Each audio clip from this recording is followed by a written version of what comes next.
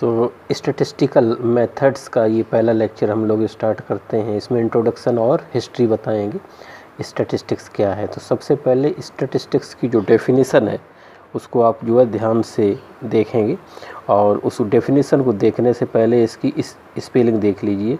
STATISTICS, statistics. Hindi में इसको हम सांख्यिकी कहते हैं। तो स्टैटिस्टिक्स जो वर्ड है वो शुरू से ही मतलब लोग इस्तेमाल कर रहे हैं। कभी कभी कुछ लोग कुछ चीज़ें ऐसी होती हैं जिनमें पहले से वर्क होता रहता है लेकिन लोगों को आइडिया नहीं रहता है।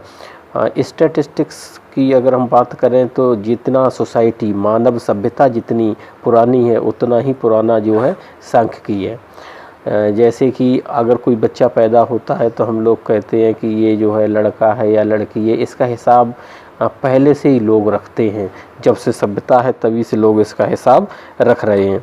तो इसलिए जो है स्टैटिस्टिक्स की उपयोगिता ये नहीं है कि आज स्टैटिस्टिक्स की ज़रूरत है, सदियों पहले से स्टैटिस्टिक्स की ज़रूरत है। अगर हम इसकी थोड़ा इसके बारे में जानना चाहें तो the word statistics have been originated from the Latin word status. अगर लैटिन वर्ड की बात करें तो ये स्टेटस से लिया गया है। इटालियन वर्ड की बात करें तो ये स्टैटिस्टा से लिया गया है, और जर्मन वर्ड की अगर बात करें तो ये स्टैटिस्टिक्स से लिया गया है। तो ये तीन नाम हैं जो कि यहाँ पर जो बताए गए हैं कि स्टैटिस्टिक्स जो है लैटिन में किस वर्ड से रिलेटेड है, इटालियन में किस वर्ड से रिलेटेड है, और जर्मन में किस वर्ड से रिलेटेड है। इंडिया में ये जो है संख्या से रिलेटेड है, लेकिन ऐसा कहीं पर जो है उल्लेख नहीं है कि ये किससे रिलेटेड है। तो वैसे अगर हम कहें तो इंडिया में जो है संख्या से रिलेटेड है। The meaning of above all is political state. ऊपर जो हमने जितनी चीज़ें बताई उन सब का मतलब होता है पॉलिटिकल स्टेट का मतलब है राजनीतिक स्थिति। राजनीतिक स्थिति का मतलब है कि लोग अपने जो राजनीतिक लोग थे, जो राजा वगैरह होते थे, वो इसको इस्तेमाल करते थे शुरू से ही। Statistics is as old as society itself. Statistics उतना पुराना है जितना कि सोसाइटी पुरानी है। पुराने टाइम में in ancient times the government used to collect the information regarding the population and property or wealth of the country।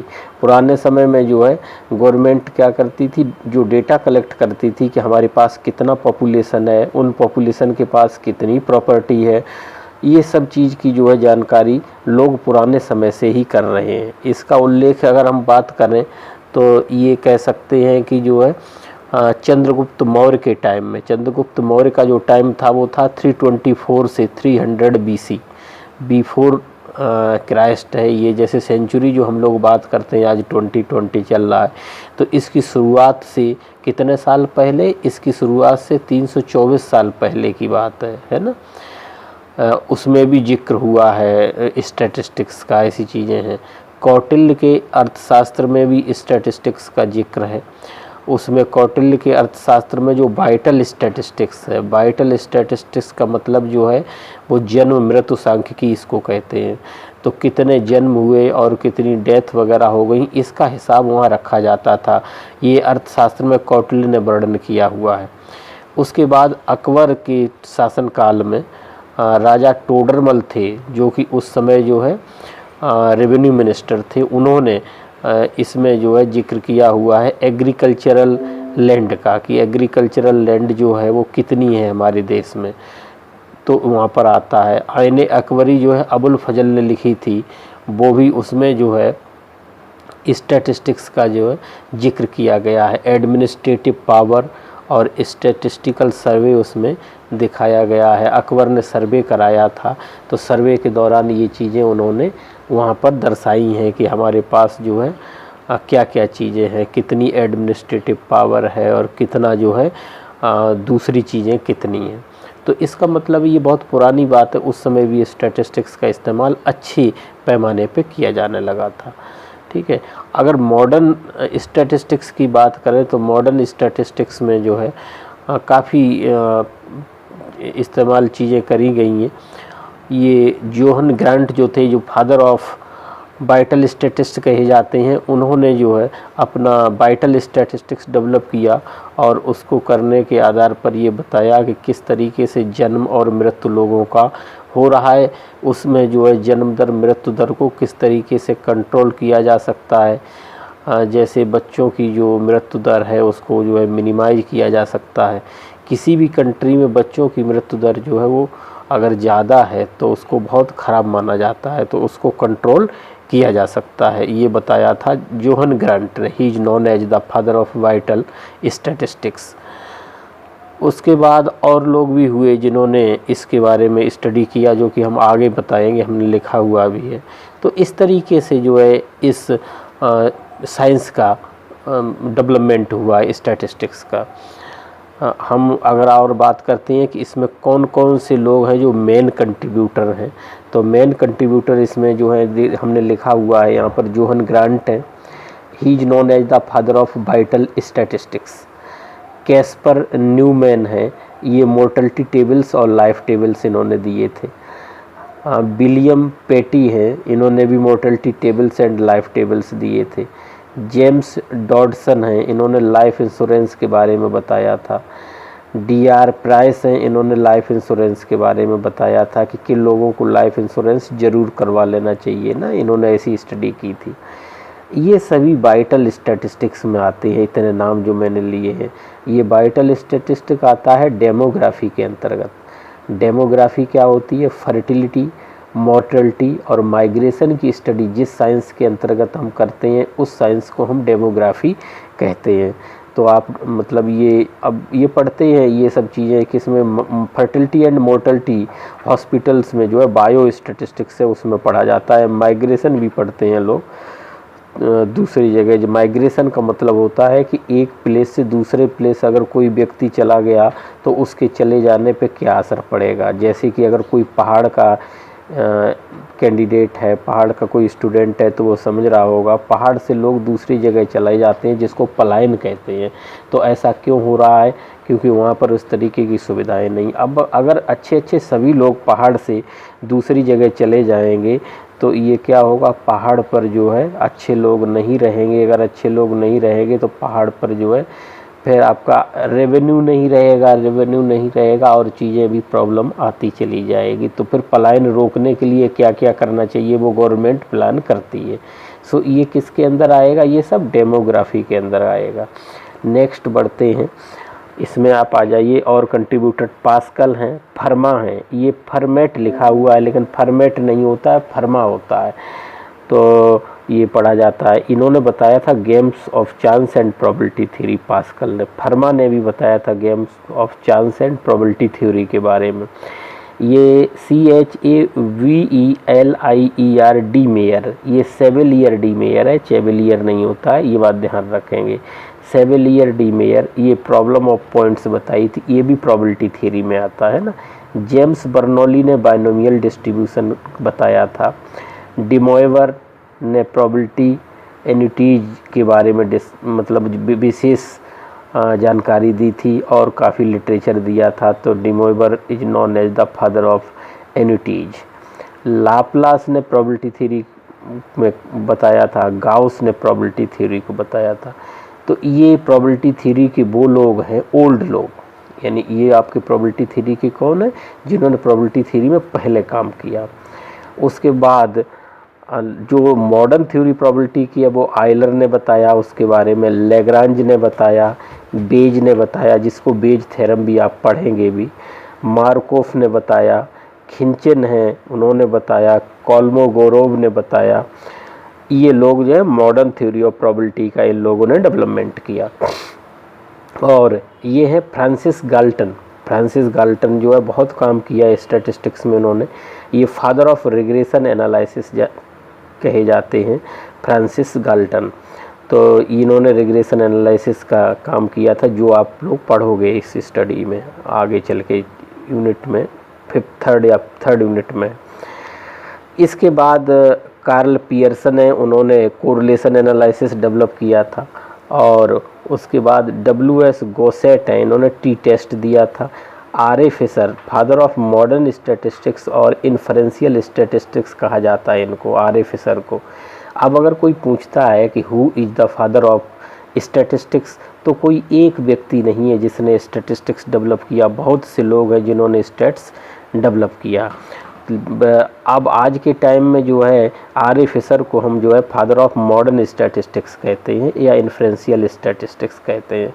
तो अगर कोई पूछता है कि who is the father of statistics, तो आप बता सकते हैं कि मॉडर्न फादर जो है, मॉडर्न स्टैटिस्टिक्स के फादर रोनाल्ड ए फिशर जो है, लेकिन वैसे तो बहुत लोगों ने काम किया है अलग अलग फील्ड में।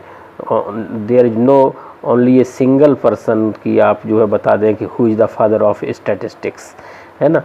तो ये कुछ कंट्रीब्यूटर थे। अब कुछ हम इंडियन कंट्रीब्यूटर में बताऊंगा आपको, जो कि ये हैं पीसी महलनोबिस, ये इन्होंने सैम्पलिंग दिया था। और उसके बाद पीबी सुखात में इन्होंने भी सैम्पलिंग दी थी। आरसी बॉस है, इन्होंने डिज़ाइन ऑफ एक्सपेरिमेंट दिया था जो कि एग्रीकल्चर में चलता है। पेन से हैं, इन्होंने भी जो है design of experiment in agriculture में दिया था। JN श्रीवास्तव, इन्होंने भी design of experiment in agriculture ये बताया था। SN रॉय हैं, इन्होंने मल्टीवेरिएट एनालिसिस के बारे में बताया था। CR राव, इन्होंने स्टैटिस्टिकल इन्फ्रेंस दिया था, राव इनइक्वालिटी दी थी। पार्थ सारथी, इन्होंने थ्योरी ऑफ प्रोबेबिलिटी के बारे में बताया था। तो ये आपके जो है इंडियन हैं, ये लोग जो हैं वो आपके इंडियन हैं जिन्होंने स्टैटिस्टिक्स में अपना योगदान दिया। तो इंडियन भी काफ़ी है जिन्होंने कंट्रीब्यूट किया हुआ है। ये यहाँ तक आपका क्या हुआ, स्टैटिस्टिक्स क्या है और स्टैटिस्टिक्स कब से प्रारंभ हुआ और इसमें कौन कौन कंट्रीब्यूटर हैं, ये चीज़ें हमने आपको इतने में बताई। ठीक है, आगे जो हम चलते हैं इसकी डेफिनेशन बताते हैं कि what is definition of statistics, right. So there is a number of definitions of statistics. एक डेफिनेशन नहीं है कोई, स्टैटिस्टिक्स की बहुत सी डेफिनेशन है।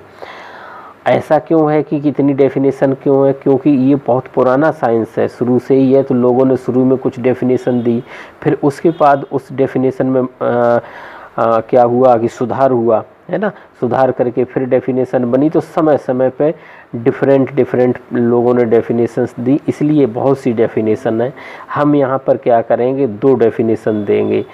नेक्स्ट में हम चलेंगे। In modern time it is defined in 2 ways. Statistics को 2 तरीके से मॉडर्न टाइम में डिफाइन किया गया, स्टैटिस्टिकल डेटा अप्रोच और स्टैटिस्टिकल मेथड्स। ठीक है, 2 अप्रोच से डिफाइन किया गया। स्टैटिस्टिकल डेटा अप्रोच में क्या होता है, न्यूमेरिकल स्टेटमेंट ऑफ फैक्ट्स हैं, न्यूमेरिकल स्टेटमेंट के फैक्ट होते हैं। और स्टैटिस्टिकल मेथड्स अप्रोच में क्या होता है, complete body of principles and techniques used in collecting and analysing such data. जो डेटा होता है उसकी कंप्लीट एनालिसिस की जाती है ना। तो ये अप्रोच ज़्यादा बेटर मानी जाती है, स्टैटिस्टिकल मेथड्स अप्रोच जिसे कहते हैं। ठीक है, पहले हम इसी की डेफिनेशन देंगे, बाद में डेटा अप्रोच देंगे। So statistics may be defined as the science of collection, presentation, analysis and interpretation of numerical data. ये डेफिनेशन हो गई। स्टैटिस्टिक्स क्या होता है, तो स्टैटिस्टिक्स किसी डेटा को कलेक्ट करना, उसको प्रेजेंट करना और फिर उसके बाद एनालिसिस के बाद इंटरप्रेट करें, तो उसको हम कहते हैं कि इस तरीके का अगर डेटा को प्रेजेंट कर रहे हैं तो उसको हम स्टैटिस्टिक्स कहते हैं। एक तरीके की कुछ लोग इसको डेटा साइंस ही कहते हैं, क्योंकि डेटा की ही स्टडी कर रहे हैं, तो डेटा साइंस भी कहते हैं। लेकिन data science is a part of statistics, whole statistics ये नहीं है। स्टैटिस्टिक्स अब तो बहुत ब्रॉड हो चुका है। तो एक डेफिनेशन ही हो गई जो कि हम सेकंड मेथड में कहेंगे। फर्स्ट मेथड की definition, statistics may be defined as the average of facts, है ना, average of facts affected to a marked extend by multiplicity of causes, numerically expressed, enumerated or estimated according to a reasonable standard of accuracy, collected in a systematic manner for a predetermined purpose and placed in relation to each other। ये इतनी बड़ी definition लिखी है। इसका मतलब यही है कि जो फैक्ट्स हैं उसका एग्रीगेट ऑफ फैक्ट्स, एग्रीगेट का मतलब एवरेज ले लेते हैं, तो उसी को हम कहते हैं स्टैटिस्टिक्स। ये दो तरीके की डेफिनेशन जो है दी गई लोगों के द्वारा, स्टैटिस्टिशियंस के द्वारा। ज़्यादातर ये मैथमेटिशियंस थे जिन्होंने ये स्टैटिस्टिक्स की दो डेफिनेशन दी, जो कि आप मतलब अगर कहीं डिफ़ाइन करने को आता है कि व्हाट इज स्टैटिस्टिक्स, तो आप डिफ़ाइन कर सकते हैं ये वाली डेफिनेशन कि statistics is a science in which we study collection, presentation, analysis and interpretation of numerical data. अब ये सब क्या होते हैं ये हम बताएंगे, अगले लेक्चर में भी हम बताएंगे कि ये सब क्या होते हैं। तो इस तरीके से और लोगों ने भी डेफिनेशन दी, जो कि आप डेफिनेशन देख सकते हैं, किसी बुक में भी देख सकते हैं, लेकिन हमने आपको ये बताया जो कि इसका पूरा समरी थी वो बताई। आगे कुछ टर्मिनोलॉजी है इसके बारे में जो कि हम आपको डिस्कस करते हैं। सम टर्मिनोलॉजी इन स्टैटिस्टिक्स अगर हम कहें तो एक टर्म आता है वेरिएबल। तो वेरिएबल क्या होता है? A variable is a characteristic और कंडीशन दैट कैन चेंज और टेक ऑन डिफरेंट वैल्यूज। एक वेरिएबल जो है वो क्या होता है? एक कैरेक्टरिस्टिक है, का मतलब है इस तरीके की प्रॉपर्टी है या कंडीशन है जो चेंज लाता है किसी चीज़ में। जैसे y equal to a x plus b है, तो y equal to a x plus b में y और x वेरिएबल हैं। y को हम कहते हैं डिपेंडेंट वेरिएबल, y क्या है? डिपेंडेंट, ठीक है। और x जो है वो इंडिपेंडेंट वेरिएबल है, इंडिपेंडेंट, ठीक, इंडिपेंडेंट। इसका मतलब क्या होता है? इसका मतलब ये होता है कि हम अगर x को चेंज करेंगे, इंडिपेंडेंट है ये, है ना, x को अगर चेंज करेंगे तो y चेंज हो जाएगा। इसका मतलब है y की वैल्यू x पे डिपेंड कर रही है और a b क्या है? Arbitrary constants. तो ये जो है ये वेरिएबल होता है, y वेरिएबल है और x वेरिएबल है। y जो है वो आपका डिपेंडेंट वेरिएबल है, x इंडिपेंडेंट वेरिएबल है। तो इस वेरिएबल का बहुत इम्पोर्टेंट रोल है स्टैटिस्टिक्स में। नेक्स्ट वर्ड जो है वो पॉपुलेशन। पॉपुलेशन क्या है? The entire group of individuals is called the population. यहाँ पर हमने ईजी का मतलब होता है फॉर एग्जाम्पल, हमने लिख के छोड़ा हुआ है क्योंकि हम आपको बता रहे हैं। तो पॉपुलेशन क्या है? Population entire group of individuals को हम पॉपुलेशन कहते हैं। जैसे कि मान लीजिए आप स्टडी करते हो, 1 एकड़ खेत की आपने स्टडी की, ठीक है। उस 1 एकड़ खेत में आपने देखा कि गेहूं के पौधे हैं, उनमें कोई जो है डिजीज हो गई, कोई बीमारी हो गई, और वो बीमारी जो है आप स्टडी करना चाहते हैं कि कितने पौधों में हुई। तो 1 एकड़ खेत में पूरे में स्टडी करना पॉसिबल मान लीजिए नहीं है, तो आपने क्या किया कि उस 1 एकड़ के खेत में कुछ पोर्शन ले लिया, है ना, कुछ पोर्शन ले लिया, जिसमें आप जो है 1 बीघा कह सकते हैं, 1 एकड़ में 1 बीघा खेत ले लिया, या आधा बीघा ले लिया, या 1/4 बीघा ले लिया। उतना खेत की स्टडी की आपने और उसमें देखा कि उतने खेत में कितने ऐसे पौधे हैं जिनको वो बीमारी हो गई। जैसे रस्ट की बीमारी हो जाती है पौधों में ना, बहुत सी डिजीज होती हैं। उनमें आपने देखा कि 1 बीघा के खेत में कितने पौधों में जितना भी पोर्शन आपने सेलेक्ट किया उसमें बीमारी हुई, और उसके बेस पे आपने 1 एकड़ खेत पूरे में बताया कि कितने पौधों में बीमारी है। तो आप कितने की स्टडी करना चाहते हैं? 1 एकड़ की। तो 1 एकड़ क्या हो गया? पॉपुलेशन। और जितने पोर्शन की आपने स्टडी की वो पोर्शन आपका हो गया सैंपल, ठीक है। तो मैंने एग्जाम्पल इसीलिए लिख के छोड़ा हुआ है, आगे मैंने सैंपल भी लिखा है। सैंपल का मतलब क्या है? Sample is a part of population, यानी जितने की आपने स्टडी की वो क्या है? वो सैंपल है। और पूरे ग्रुप के बारे में जो आपने बताया, द इंटायर ग्रुप, यानी सभी 1 एकड़ की स्टडी की, तो वो एक स्टडी क्या है? पॉपुलेशन। और जितने की आप स्टडी करी वो है आपका सैंपल।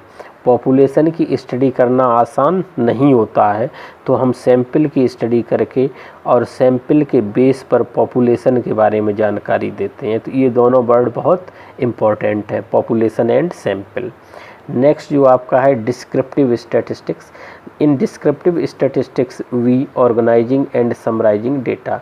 डिस्क्रिप्टिव स्टैटिस्टिक्स में हम डेटा को ऑर्गेनाइज और समराइज करते हैं, उसको हम डिस्क्रिप्टिव स्टैटिस्टिक्स बोलते हैं। स्टैटिस्टिक्स मेनली हमने बताया 2 पार्ट में डिवाइड रहता है, डिस्क्रिप्टिव और इन्फ्रेंशियल। इन्फ्रेंशियल में हम प्योर पढ़ते हैं और डिस्क्रिप्टिव में हम पढ़ते हैं अप्लाइड स्टैट्स, ये समझ लो आप।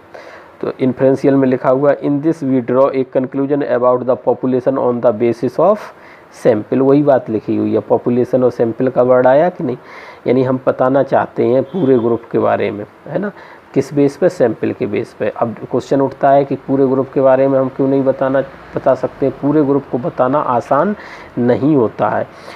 जैसे कि आप देखते हैं अपने देश में जो जनगणना होती है वो 10 साल बाद होती है। जनगणना का मतलब है सेंसस। सेंसस सर्वे कितने साल बाद होता है? 10 ईयर्स बाद। कारण क्या है? कारण ये उसमें बहुत मैन पावर लगती है, बहुत पैसा लगता है, इसलिए उसको जो है हर साल या हर 3 साल 4 साल में कराना पॉसिबल नहीं है, ठीक है ना। तो इसको हम कहते हैं, सेंसस को हम कहते हैं कंप्लीट इन्यूमरेशन ऑफ पॉपुलेशन। और अगर हम कोई छोटा पोर्शन ले लेते हैं, जैसे किस पार्ट, मतलब जो कौन सी टीवी पे एग्जिट पोल आता है तो वो कहाँ से निकालते हैं। जैसे मान लो किसी पोलिंग पे 10,000 लोगों ने वोट देना है और 10,000 लोगों में से वो जो है 200, 300, 400, 500 लोगों से पूछते हैं कि आपने वोट किसको दिया। जिसको उन्होंने वोट, उनके जो 400 लोगों से पूछा, उन्होंने बताया कि हमने एक्स पार्टी को वोट दिया। उस बेस पे वो 25,000, 30,000 या 10,000 लोगों के बारे में कंक्लूजन ड्रा कर लेते हैं कि जो है इन्होंने किसको, सब लोगों ने किसको वोट दिया होगा। तो जो छोटा सा ग्रुप होता है जिसकी स्टडी करते हैं उसको सैंपल कहते हैं, और उस बेस पर जो हम बताते हैं पूरे ग्रुप के बारे में उसको पॉपुलेशन कहते हैं। तो पॉपुलेशन जो होता है वो कंप्लीट ग्रुप होता है, इंटायर ग्रुप। इंटायर का मतलब पूरा, और जो है सैंपल क्या होता है? छोटा सा उसका जो पार्ट होता है। छोटा पार्ट क्यों लेते हैं? जैसे चावल है, चावल जो है एक चावल देख के बताते हैं कि चावल पका या नहीं पका। कोई पूरा हर चावल थोड़ी देखते हैं कि जो है पका कि नहीं पका। तो एक चावल देखना क्या है? सैंपल है। और पूरे चावल, एक चावल को देख के बता देते हैं पूरे चावल के बारे में कि चावल पका या नहीं पका। तो ये सैंपल और पॉपुलेशन है, राइट। यहाँ तक हो गया। अगला आता है पैरामीटर। तो पैरामीटर जो है a number that describes a population characteristic. Population की जो नेचर बताता है उसको हम कहते हैं पैरामीटर, है ना। जैसे average gross income of all the people in India in 2020, 2020 में, ठीक है। Average gross income of all the people, सभी लोगों की इनकम कितनी है। तो ये कोई पैरामीटर मिलेगा जिस पैरामीटर को स्टडी जब हम करेंगे, है ना, पूरा हम कलेक्ट कर लें डेटा कलेक्ट करने के बाद उसकी एनालिसिस करें तो एक नंबर मिलेगा, इतनी इनकम जितनी इनकम मिलेगी तो एक मिलेगी कि मतलब total income average gross income of all the people in India. Gross income, average gross income मिल जाएगी कि 5 लाख, 10 लाख, मान लीजिए मिल गया कि 6 लाख रुपया है ग्रॉस इनकम एक साल की इंडिया के हर आदमी की, है ना, जितने लोग जो है जॉब कर रहे हैं। तो average gross income of all the people in India. अब अगर जॉब कर रहे हैं चाहे नहीं कर रहे हैं, सबकी ग्रॉस इनकम निकालनी हो, एवरेज उसका निकालना है, तो फिर सबका आ जाएगा। तो कुछ लोग जॉब कर रहे होंगे, कुछ लोग जॉब नहीं भी कर रहे होंगे, तो सबका जब ग्रॉस निकालेंगे तो फिर चूँकि इंडिया में जो है ज़्यादा लोग जॉब नहीं करते हैं तो वो फिर बहुत कम आ जाएगा, है ना। तो इसको हम कहते हैं पैरामीटर। एक पैरामीटर मिलेगा जिसको जो है हम कहते हैं कि जो है ये पैरामीटर बताएगा कि इंडिया की ग्रॉस इनकम कितनी है। ये पैरामीटर होता है।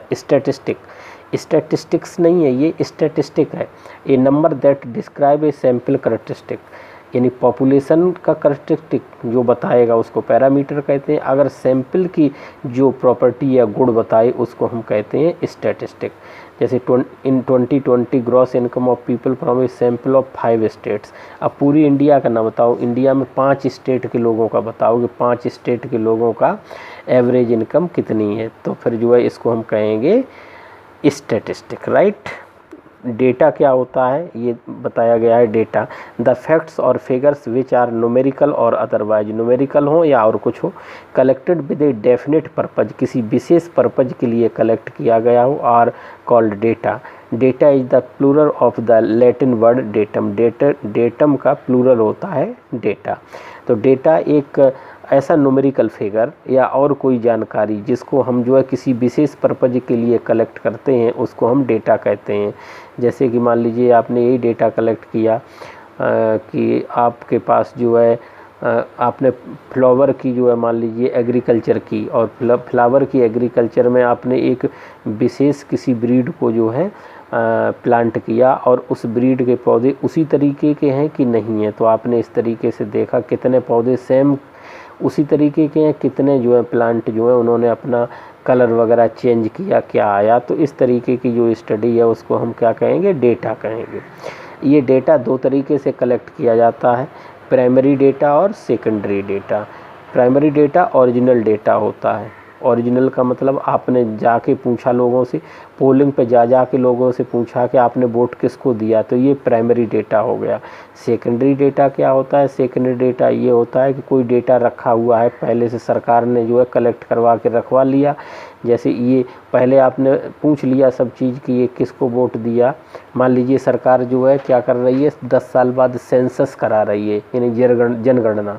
तो ये जनगणना का डेटा जो सरकार का आया, सरकार के पास है, वो डेटा आपने इस्तेमाल किया किसी काम के लिए, वो हो जाएगा सेकेंडरी डेटा। आपने डेटा कहीं से ले लिया तो वो सेकेंडरी है, आपने जा के कहीं से पूछा, वो डेटा आपका क्या है, प्राइमरी है, राइट। इसमें दो तरीके की चीज़ें और आती हैं, एक क्वालिटेटिव डेटा होता है और एक क्वांटिटेटिव डेटा होता है ना। तो ये जो है क्वालिटेटिव और क्वांटिटेटिव डेटा का भी जानकारी होती है। क्वालिटेटिव डेटा और क्वांटिटेटिव डेटा। क्वालिटेटिव डेटा क्या है, अगर हम किसी चीज़ की स्टडी कर रहे हैं और उस स्टडी में क्वालिटी पता चल रही है डेटा की, तो उसको क्वालिटेटिव कहते हैं। क्वालिटी में जो है वो पता नहीं चलता है कि संख्या पता नहीं चलती, जैसे कलर्स इन फ्लावर। अब फ्लावर का जो कलर है वो आपका जो है क्या पता, उसमें कोई संख्या तो पता नहीं चल रही है, लाल, हरा, नीला, पीला, इस तरीके का आएगा।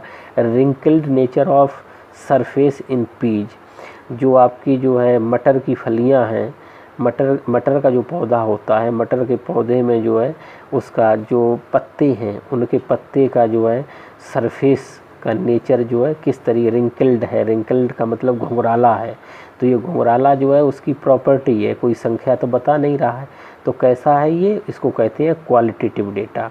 क्वांटिटेटिव डेटा में क्या मिलता है, इसमें आपका मिलता है संख्या मिलती है, जैसे हाइट ऑफ ए प्लांट, किसी प्लांट की हाइट, तो किसी प्लांट की हाइट पता चलेगी आपको 10 मीटर, 5 मीटर, 20 मीटर। तो जहाँ पर संख्या आ जाती है उसको हम कहते हैं क्वांटिटेटिव डेटा।